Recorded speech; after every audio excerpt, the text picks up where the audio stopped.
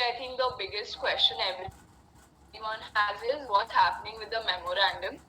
So the memorandum is not based on your semi-finals problem. So for your semi-finals, you have a completely different problem on a different subject. The memo we expect you to make is based on your preliminary round problem, which you will be selecting now till 18. You will be selecting the side as well, and you have time till 4th to make this memo. And we will be conducting sessions. We'll be conducting a memo formatting session and a memo drafting session. So you don't need to worry about what you should be writing in your memo or how you can format it, etc. We will be conducting detailed sessions on that in due time. This memo is due on the 5th.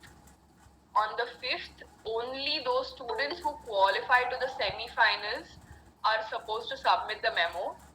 Others are not required to submit it, but the reason why we are encouraging you to prepare it in advance is because it will be really difficult for you to find out that you've qualified to the semi-finals and then start making a memo. So it's better if you start it right off the bat, like as you're researching, you can just start writing it and you can keep finessing it until memo will be only for the side you choose. There is no rebuttal, there is no response, like you won't get a memo in exchange and you don't have to reply to it. It's only the side that you've chosen. So you are only expected to make one memo. This memo is due on 5th. It is based on the problem that you're selecting right now. It is for the side that you're selecting right now. So you don't need to worry about whether you have sufficient time to do the memo. Again, we will be conducting sessions on memo drafting and formatting, so you don't need to worry about how you will be doing it either. So, Prishita, please turn your camera off. No, you don't have to submit the memorandum before the preliminary rounds. So the marks for your memorandum will be considered with your semi-final oral marks. So usually what we used to do in the past is that we had a system where you would submit a memo based on your semi-final problem, but the thing is the time to do that is very little, because of which the quality of memo obviously wasn't all that great. So second link is not working. Akshay, I think I already have 59 participants on this link. So could you ask them to try through their ILS ID? Maybe that's why I got a couple of requests, but as I said. Anyway, so the way these memo scores are going to work. Your preliminary round scoring will qualify you to the semi-finals. So in your prelim rounds, only your oral scores are going to matter. So whatever you do in your courtroom on that day, you will be scored on the basis of that, and that is what is going to take you to the semi-finals. In your semi-final round, what is going to happen is you have your oral rounds based on the new problem, and then you also have a memo evaluation. So your memorandum will decide what your rank is in the final rank list that we submit. So again, qualification to the finals will happen only on the basis of your oral marks. So for example, if I have scored a 95 in my orals in semi-finals and Iha has scored a 90 in her orals in semi-finals, I will be qualifying for the final rounds. However, when we make the final rank list, which is we give out ranks from 10 onwards or 13 onwards, whatever it is, that rank list will also have your memo marks. We will be considering your memorandum for that. The reason why we do it is so that there's some uniformity in the way you're graded, because judges tend to use different scales when they're marking people, and it's better to also have a written test to sort of make it a more balanced evaluation. So in your semi-final rank list, your memorandum will count. Your qualification to the finals is based only on your oral marks. If anyone has any questions about this, please ask right now.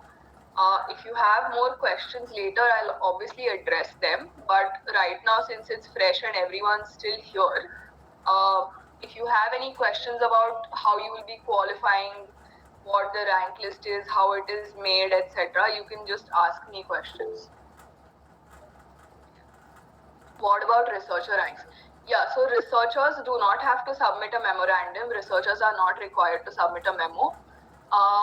What we do for researchers this year, which is different, is that we have a certain lower level cutoff.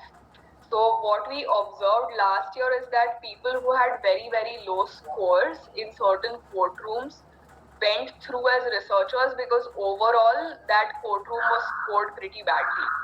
But in other courtrooms, you had students who had like 80s and 90s and they still didn't make it just because the competition was really difficult in that courtroom. So to ensure some sort of fairness and parity, we have a minimum cutoff. Again, you don't need to worry about this cutoff. It's a very reasonable cutoff. For speakers, it's 140. For researchers, it's 125. And 125 out of 200 you can easily manage in your prelims rounds. If you put in a little bit of effort, you have sufficient time to do it. So I think if anyone has questions about the threshold, could you record this meet and access? No. We won't be sharing access to this meeting later. I've found that people don't pay attention in the actual meeting if we do that. So yeah, no, we won't be sharing the recording. I can record it for our purposes though. Yeah. Will there be one proposition in the semi-final or multiple? Rohan, we only have one proposition in the semi-finals, and that proposition is uniform for every courtroom and every participant.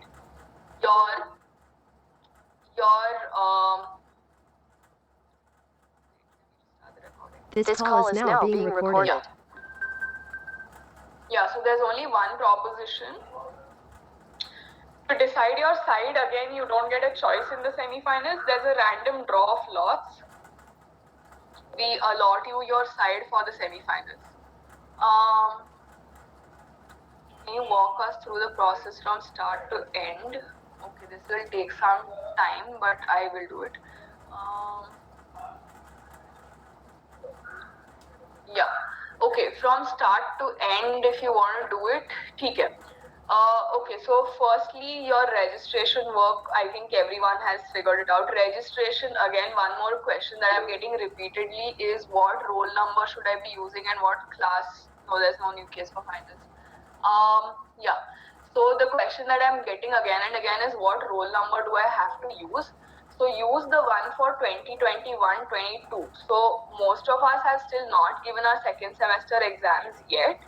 But please understand that this is going to be in the record for our next academic year. So if you're in your second year right now, your roll number is probably 2110, for example. In your third year, which is 2021-22, it will be 3110. So it's just one digit up. So you don't need to get confused. It's just the first digit keeps changing according to your year. So please ensure that you've filled in your right class and your right roll number. If you've made a mistake, you can fill up the form again and you can let us know that this has happened. That's perfectly fine. But please ensure that you're putting in your 2021-22 roll numbers and classrooms. Okay, so once you register, you can pick your case, you can pick your side. Who is this person? Yeah, so you can pick your side, you can pick your case, and okay, if you're currently in your first year, yeah, if you're in your first year right now, your roll number should start with 2 for your second year, correct? Yeah, so even those of you who are in your first year who did novice very recently, you are allowed to do fitness. We expect you to do fitness. We encourage you to do it in large numbers. Please ask your friends to register as well. It's a great experience. Just 1 second.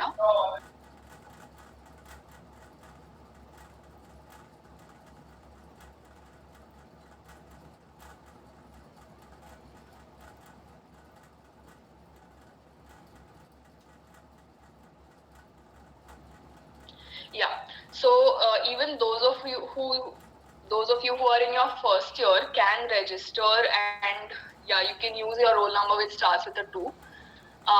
Yeah, so that's your registration process. You picked your problem, you picked your side. Yeah, LLB is obviously 6, 7, 8.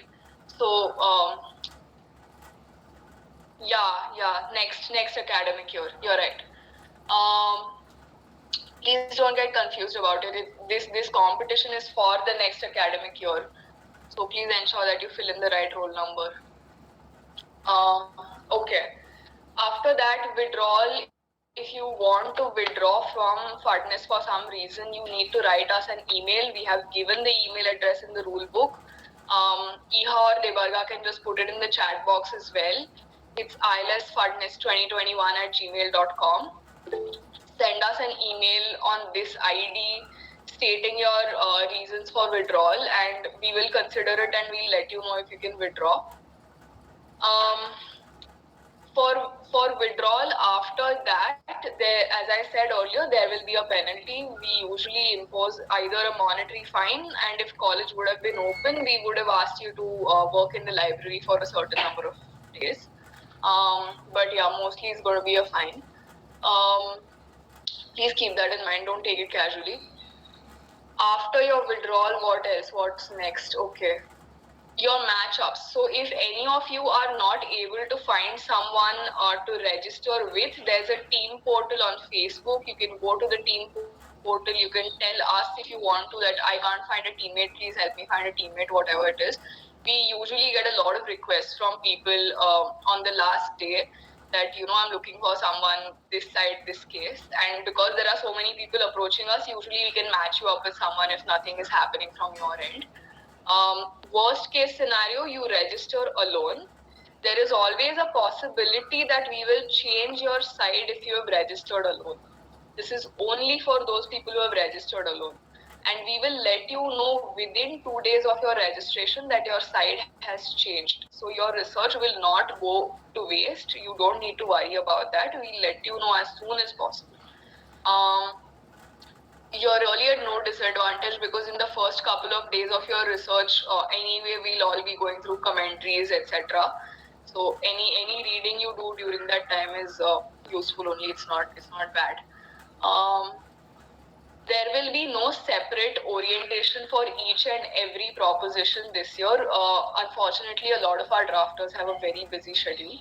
So it's going to be really difficult. What we have done instead is we have opened up a Google form. It's available on Facebook and on our Google group. On this, if you have any questions for the drafters, you can put them down. You can send them to us. We'll forward this entire compilation to the drafters and they'll revert. We'll release whatever answers they've given. So your doubts will get resolved. It's just that it's not going to happen in a conventional Google Meet or like a physical meet sort of situation. It will be a written discussion this year. Are we going to compete with our seniors? Yes, you will be competing with your seniors, Rahul. There is no differentiation in courtrooms. There is no differentiation in cases or the way you qualify. Because see, understand that in Fadnis, every single person, right from the 5th year to the 2nd year, is applying for the same moods. So we need a rank which is universal, which is across batches. It's not a Google Classroom, it's a Google group. But if you're on Facebook, you will be getting the same updates. Meghna, what you can do right now is you can send us an email at ILS Fadnis letting us know, because I can't share a link. It's not a Google Classroom. Yeah, you can just send me your email address. I'll add you to the Google group. Okay. Okay. So yeah, we've allotted you sites. If there's some problem within 1 or 2 days, we'll let you know that unfortunately we'll be changing your site. And after that, you do your preparation, you write your memo for your prelim rounds. We will be conducting sessions after that. Okay. Then TOA this year is not mandatory. You don't necessarily have to submit a TOA, but it is ideal if you do, because it's just more reliable that way, because judges usually also want to see the paragraph in front of them if you're citing something. So it would be great if you submit a TOA. It's not going to be marked. There are no extra marks for submitting a POA. There's no penalty for not submitting it.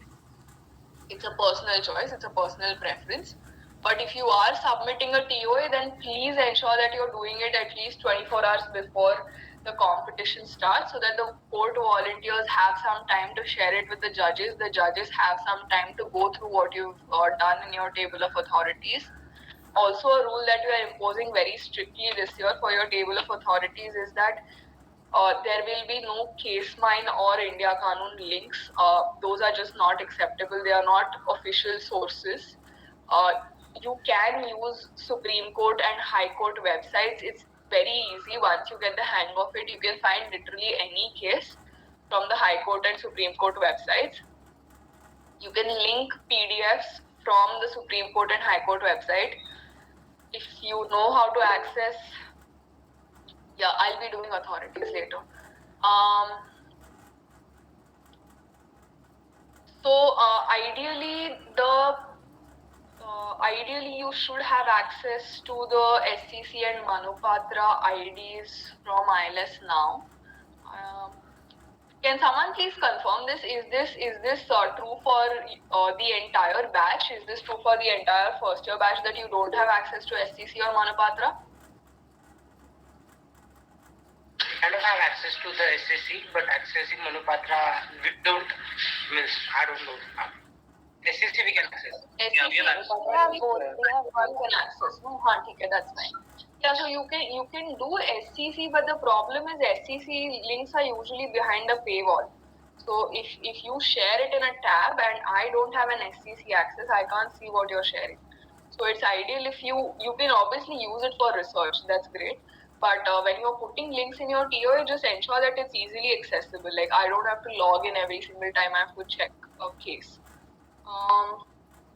Not able to access Lexis. Okay, Bhagyashree, you can talk to someone from the library for that. Unfortunately, we don't have any access to the database controls. People in the library look after that, so you can contact them. Will there be any rebuttals? Yes, coming to that. India Kanun and case mine is not allowed. Okay, so with respect to your rounds themselves, your rounds will be traditional 12-minute rounds for preliminary, no rebuttal, no sir rebuttal. Only you will be there in the courtroom with judges and court volunteers. Very, very strictly, scouting is not allowed until and unless your court volunteers tell you to join the meet link. Do not join the meet link. Don't send your friends to find out what the case from the other side is or what others are doing and how they are arguing. Don't do that. That is strictly forbidden. Only the court volunteer, judges, and the participant is allowed to be in a courtroom at one point of time. If anyone is found scouting, we will disqualify you immediately with no hesitation. So please ensure that you join only when you are asked to join and you leave when you are asked to leave.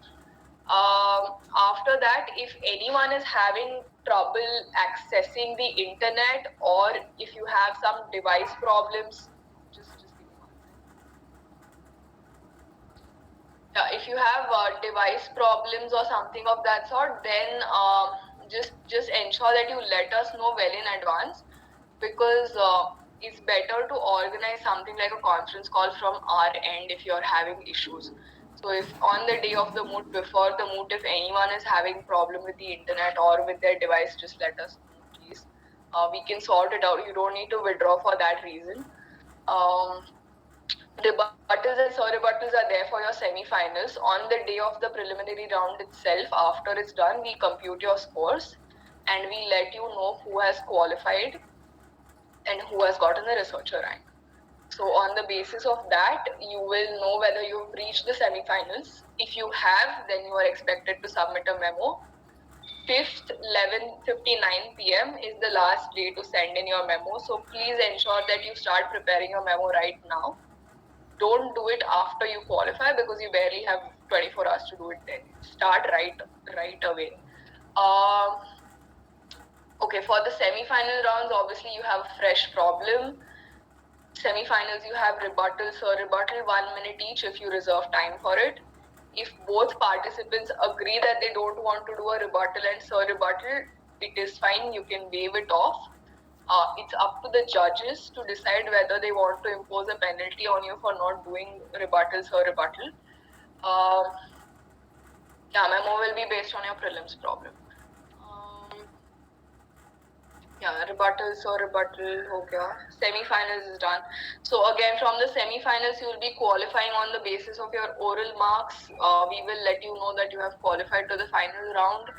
Usually 10 to 12 people make it to the finals, depending on the size of every courtroom and how many courtrooms we have. So based on that, usually we have 10 to 12 people who go to the final rounds. People who go to the final rounds, again, same problem as semi-finals. Rebuttals, sir rebuttal, different judges, of course. And your final rank, the way we decide it is for researchers, you have researcher 1, 2, 3, which is universal. Like, for example, if Iha is in courtroom 18 and I'm in courtroom 1 and we rank third in our respective courtrooms, so Iha is researcher 1, I am researcher 1. If I rank 4th, I am researcher 2, Iha is researcher 1. So it goes down researcher 1, 2, 3. It's maximum of 3 researchers, so don't be sure that you will get a researcher rank if you are coming in 4th or 5th. So it's a maximum. It's not mandatory for a judge to give you a researcher rank if your performance has not been up to the mark or if you are not meeting the minimum mark criteria. So please ensure that your performance is up to the mark on the day of prelims and later on as well. For your semi-finals, the way we prepare the rank list is that you will be qualifying on the basis of oral marks, but when we make the final rank list, so if Iha and I have different oral marks, then I will be adding your memo marks to it. There's 20 marks for the memo. I'll be adding it to the 200 marks that you scored in your orals, and whoever gets a higher cumulative will be placed higher on the rank list. So for example, if I have an 80 in my orals and I get a 20 in my memo, then my cumulative is 100. If Iha is getting 75, no wait, that's a bad example. If Iha is getting an 85 in her orals and she's getting a 15 or say a 10, then she's getting 90 total. So she'll still be placed below me despite her oral marks being more than mine, because we do a cumulative system. So both your oral and your memo marks will be added in the final rank list, which we will be releasing after the finals are over. It will depend on both your memo marks and your oral marks. Finalists, although we have your memos, it will not. Okay, what exactly is the role of the researcher? Rahul, I'll get into that later. That's a more general question. Okay, so no, you don't have to make a separate memo for the semi-final. Semi-final, no written submission is necessary. Only the memo you've made for preliminary rounds you want. Since we didn't have issues for novice, I had a doubt. Do we address each issue?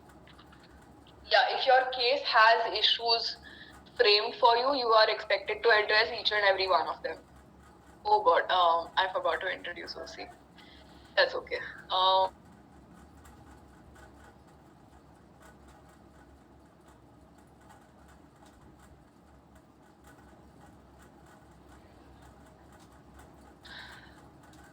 Yeah, okay. So marks are done. Memo again and again, I'm telling you, it's only for the prelims rounds. Please don't be confused about it. Okay, what else is there? I'll take questions. Issue each and every one you have to address. Yes, Chinmay. The rebuttal and what you were saying about that, can you explain that what that part is? Okay, so we have rebuttals for semi-finals and finals. So in a rebuttal, basically what we expect you to do is tackle the legal argument that your opponent has made. So in your semi-finals and your final round, unlike your preliminary round, you will be actually facing another participant and they will be presenting their case as well. You will hear them, they will hear you. And after they've presented your case, after they've presented their case, you get 1 minute to rebut whatever they have said. It's best to tackle the legal argument that they've made, the strongest one or the weakest one. People have different strategies here. So you get 1 minute. It's ideal to tackle only 1 or 2 points in your rebuttal or your sur rebuttal. It has to be really strong. It has to be really crisp. And then they get an opportunity to give a sur rebuttal. A sur rebuttal is basically a response to your rebuttal. Sur rebuttals cannot extend to the original argument. So, suppose I said A, B, C in my original speech, and in my rebuttal I have only mentioned B. Then if Iha is giving the sur rebuttal, she can only address issue B. She can't do A, C, and B. So whatever is there in the rebuttal can only be rebutted in the sur rebuttal. No additional new points you can bring in, because that's the end of the arguments, right? So it's not fair to deal with anything else. Okay. Any other questions? Okay, I see a bunch of questions in this link. Any clarifications? Should we just fill the form? Okay, if you have clarifications related to the problem, you can obviously fill them out in the form. If you have any administrative questions or if you want anything regarding the pattern of the competition or something like that, then yeah, you can ask me here. Any questions that are going to the drafter, you can ask there.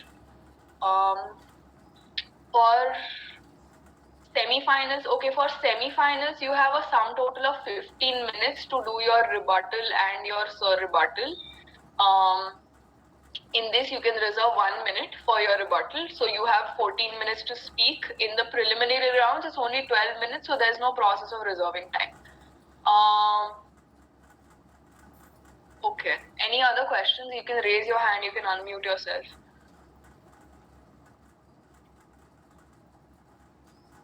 There's a question in the chat box. Okay, hi. Sometimes it may happen that a particular judge... Yeah, that's why we have the memo round. So the memo round brings some sort of uniformity. We also give judges a scale to mark on. So we have things like, okay, if it's 55 to 65, then it needs improvement. If it's 65 to 75, then it's a good performance or an average performance. So we give them a scale. We also give them a marking criteria. So it's like, for example, I don't remember the exact figure. So for example, it could be 3 marks for facts. It could be 5 marks for your arguments. So we have a very detailed breakdown of how judges are supposed to mark you. We try to ensure uniformity as much as possible, but there's always some subjectivity which sneaks in. Okay. Can we share the memorial during the moot? See, there's no point of doing that because in your prelim rounds, your memorial is not going to be marked anyway. There's no reason why your judge or anyone should see your memo at the time of your prelim rounds. So it's really unnecessary to share your screen and everything. I don't think anyone will have time to go through the memo. Like, please consider the fact that you only have 12 minutes to deal with at least 3 or 4 issues. You probably don't have time to take people through paragraphs and paragraphs of a memorial. Yeah, okay. Any other questions? Yes. Prerna has a question. Wait, I'll just address that first. Prerna, if you qualify to the semi-finals, you are required to submit the memo, which is based on the prelims problem. So basically, just prepare a problem, right? Prepare a memo right now, because if you qualify to the semi-finals and you don't have a memorandum, you forfeit your rank. So if on 5th you don't submit a memo, or if extended deadline, say if you don't submit it by the 6th with a penalty, then you won't have a speaker rank. So it will be a great loss, especially since you've come that far. So prepare a memo based on the preliminary round problem. Again and again, I'm telling everyone. I don't know how to make it more clear. Chinmay, yes, you can ask. Yeah, in the mark criteria, there is a mark for the content. Can you just specify what is expected out of that particular section? So your content will include a bunch of things, right? Your content will include the analysis that you've come up with, or the case laws, or authorities that you're able to cite, etc. So it involves a lot of things. It's a very broad descriptor. But yeah, generally it focuses on your analysis and your case laws, or basically the authorities that you're citing. And originality as well. Originality is like how creative can you get with your argument. So there is multiple ways to put a point across, and sometimes drafters have like these sort of brownie point arguments which participants make. So if there is something new which you're bringing to the table in terms of a legal argument, or if you're putting it in a very novel way, that is always appreciated. That's why we have criteria for originality as well. Okay. For researcher rank, do we have to submit? No, researchers don't have to submit the memo. What exactly is the role of the researcher? Okay, so a researcher is there in every team. So usually the composition that we have, what we call a perfect team composition, is 2 speakers and 1 researcher. So if anyone is applying to a moot, they usually have 2 speakers and 1 researcher. And it's a very crucial role. So you have 2 people who are speaking at the competition that you're going to, but you also need a lot of research to be done. So is he a part of the team or individual? I think I don't know what you mean by is he a part of the team or an individual. Okay, I don't get the second half of your question. Rahul, if you could unmute yourself, it would be clearer. I just wanted to ask that when we say researcher, is he also going to be a part of the team itself, in the sense when speakers speak, he's not going to be in that, what you can say, courtroom itself. So he's going to do his work separately and submit to the team. So and he also. Okay, I think I got your question. So the way we do it in Fundness, okay, even Mrunmai has this question, okay. So everyone is at the end of the day competing to get a speaker rank, okay. In a courtroom, for example, if you have 10 participants, then the people who come in top 2 will get speaker ranks. So if say Rahul is coming first and Vanshita is coming second, they both will qualify to the semi-finals. But say if Ojas is coming third in that courtroom, Ojas gets a researcher rank. So Ojas is not qualifying to the semi-finals, but he's still eligible to do a moot being an inter-college moot in the future. So if Ojas wants to do NLU Jodhpur next year, he can apply to go to this moot with anyone who has a speaker rank. So the researcher rank comes into picture when you're applying for inter-college moots. So yeah, that's the point of having it. Not everyone who can get to do moots needs a speaker rank. Memo drafting orientation, those are working. We'll conduct it within the week. The memo orientation will happen within the week. Skeletal brief or something like Fundness. No, we need a proper memorandum. We need a proper memorandum for the prelim rounds. Okay, Chinmay again. Yes, you can unmute yourself. Yeah, my basic question was, if we don't get a speaker or researcher rank, you will not be able to participate in the inter-college moot, or how that's going to work? Yeah, usually if you have a rank only, then you can apply to an inter-college moot. In the recent years, we have been imposing this policy quite strictly. So we allot moots based on your Fundness rank. So for example, if I have rank 10 and if Chinmay, you have rank 13, and you form a team with someone, I form a team with someone, the speaker with the highest rank gets the moot. So if Chinmay, you and I have both applied for Stetson, my team's highest speaker rank is 10, your team's highest speaker rank is 13, so I get the moot. But if you want to apply to some other moot where you have the highest rank, you can take that up. So your speaker ranks will at the end of the day determine which inter-college moot you get. Obviously the choice is yours, you can apply to whichever moot you want. If you're the highest ranking team, you can go for it. Just note that it's the highest rank of the speaker, not a cumulative rank. So it's just one speaker, one rank. If speaker number 1 wants to team up with speaker number 56, it's okay. We don't care. Any other questions? You can put it in the chat, you can raise your hand, you can unmute yourself.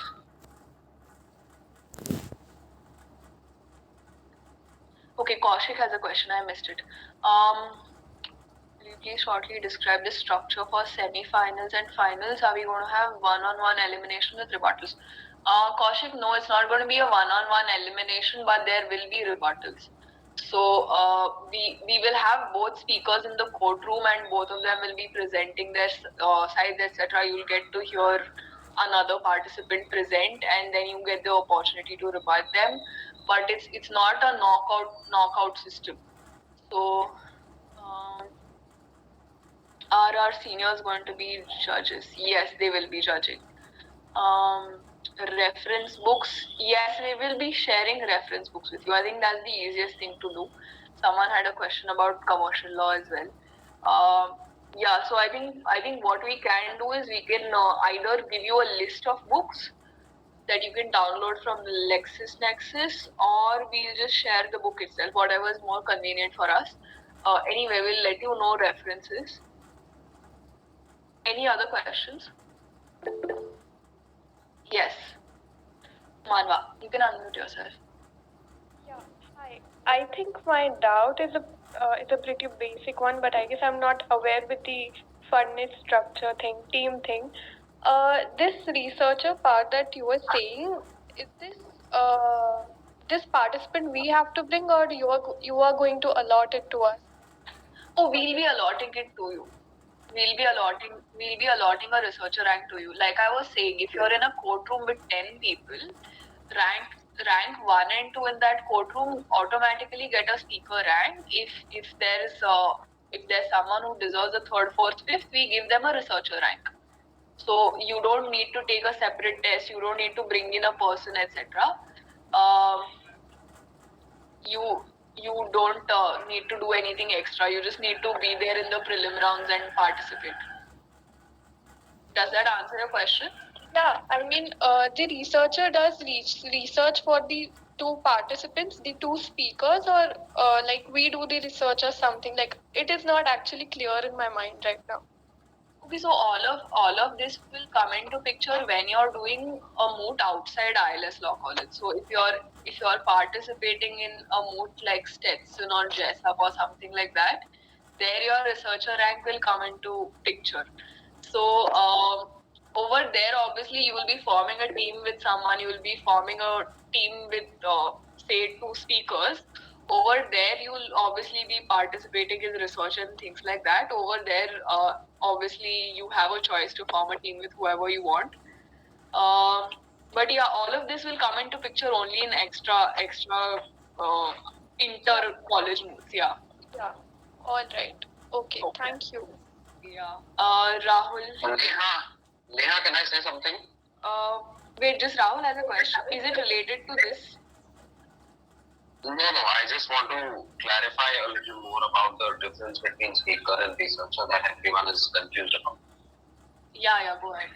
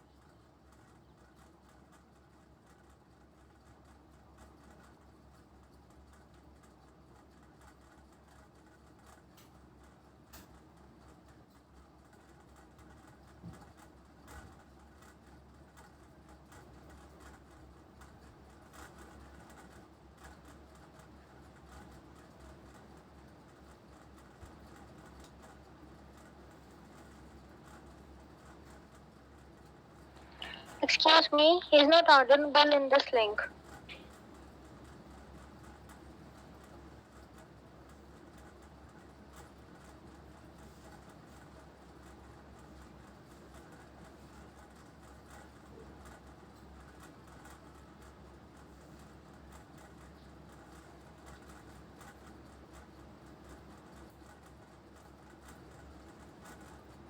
Somebody was. Yeah.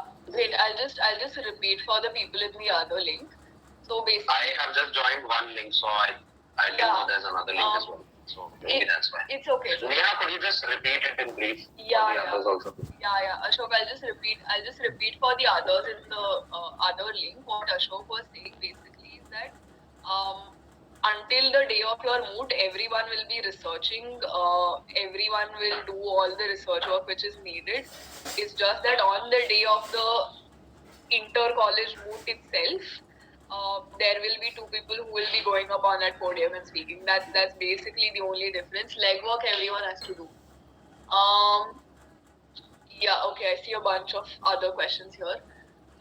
Okay, for the PIL question that Iha was talking about, if you want to do an international moot, then you necessarily have to choose the PIL problem. That is one of the important requirements that we have. If you want to do something like Jessup or Stetson, we need you to have a PIL rank. We will be allotting moots on the basis of that. Can you change the speakers during advanced rounds in some competitions? If you're going to do that, then everyone in the team needs to have a speaker rank, Kaushik. If it's a 3-speaker team, then we don't mind you switching who's going to speak and not. Just 1 second, guys.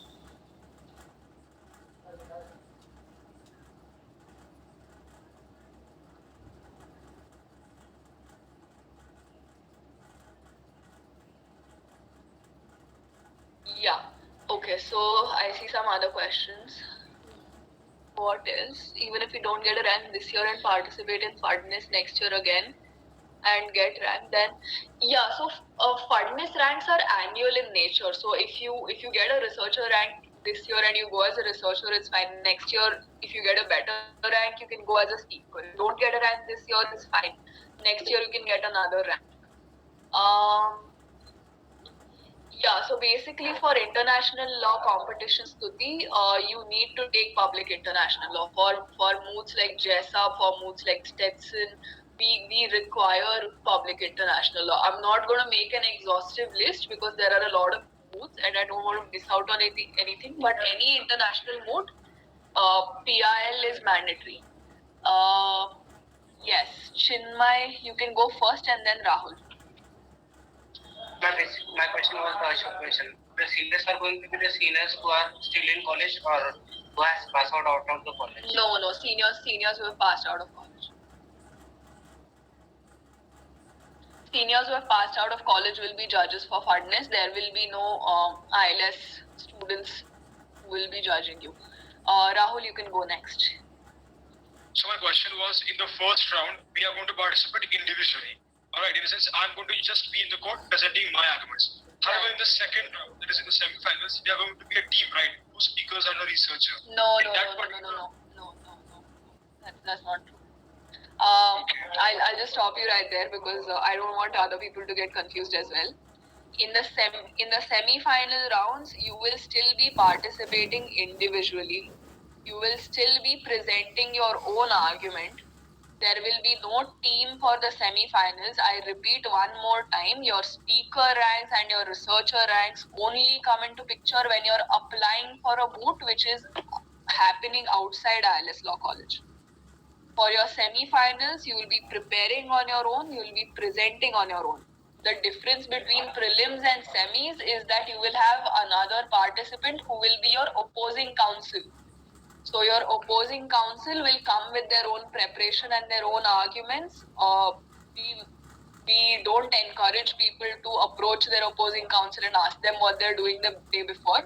But you need to rebut their arguments. You need to give a sir rebuttal. So it's not a team situation. It's an adversarial situation. Just be very clear about that. So if I'm a researcher by any chance in the second round, so how will I get a chance to represent myself or what I have done for the judges? Researchers don't go to the semi-final round. Only speakers go to the semi-final round. Okay, thank you. Yeah. Advesh, you have a question? Yes, I have a question pertaining to the time allotted for this mood problem. Because you have already told that the allotted time is just 12 minutes. Right. So considering the mood problems, considering the contents and linkage with other acts, so far as I'm specifically talking about commercial law, so it has linkage with CPC, insolvency and bankruptcy code and companies act, then how should we summarize in just 12 minutes and what kind of content we should cover in our argument? So will there be any session on it or whether the OC is considered to increase the time?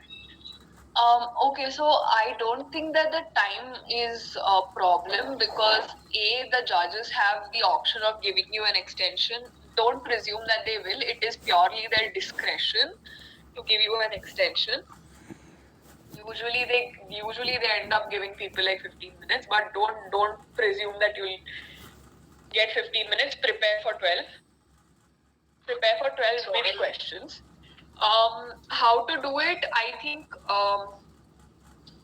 what I do usually is there's two principled arguments which are going on. You can tackle that first. Like there's in the commercial law problem, for example, there are two conflicting principles in company law. So once you've identified those, you need to sort of talk about the legal analysis which is going behind your argument more than anything else.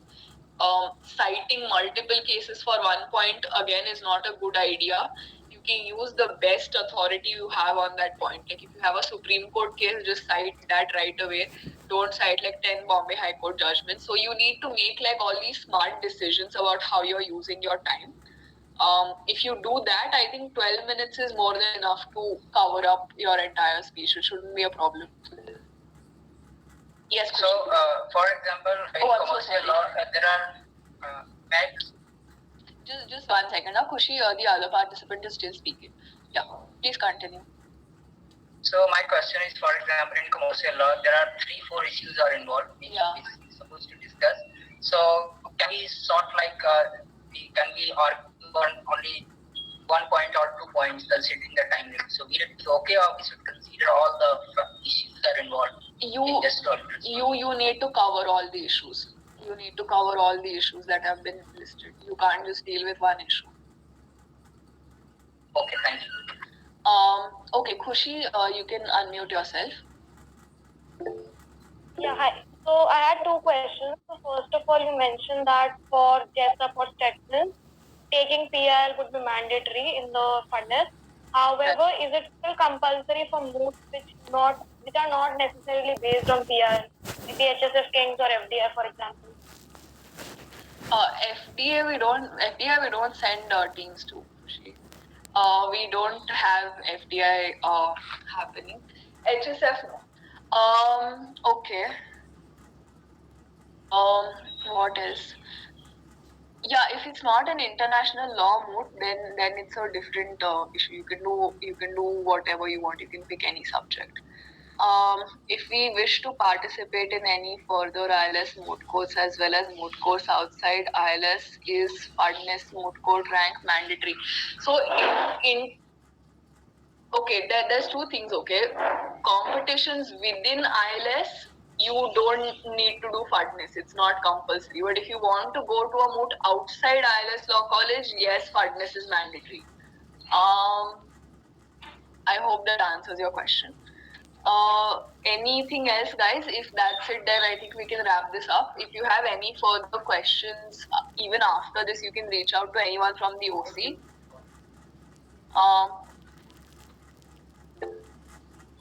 There was just one question. Yeah. The thing you were telling about FUDNIS, it's only if we present our college in outside moot, right? Correct. Yeah. All right. Thank you. Do I have a question? Arbitration. Yeah, for arbitration, the issues haven't been formed, so you can identify the issues and then you can present. Just ensure that you have identified all the issues correctly. Okay, wait, there's one more question. Yeah, Chinmay, you can go first. Yeah, in the criminal case, we have given an issue to argue for the bill. Are we just supposed to argue for only one that issue, or we can argue for other issue as well? This is a drafting question. You can put in the drafter form. Okay. Khushi?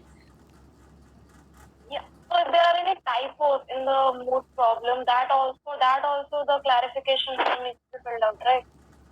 Pardon, I couldn't hear you.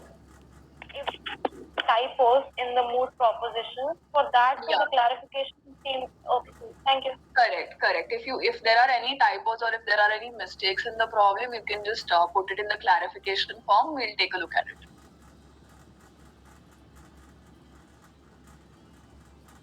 Okay, if that's it, thank you so much, guys. Thank you for attending. I hope you got some clarity about fitness. If you have any questions, if you still feel confused, you can call me or EHAB any point in time. You can email any of the OC members, and we'll be happy to address all your doubts. Richie, yes. If you don't participate in Fitness this year, you can't participate in Moods Outside ILS. Yes, that's true. Okay, thank you guys so much.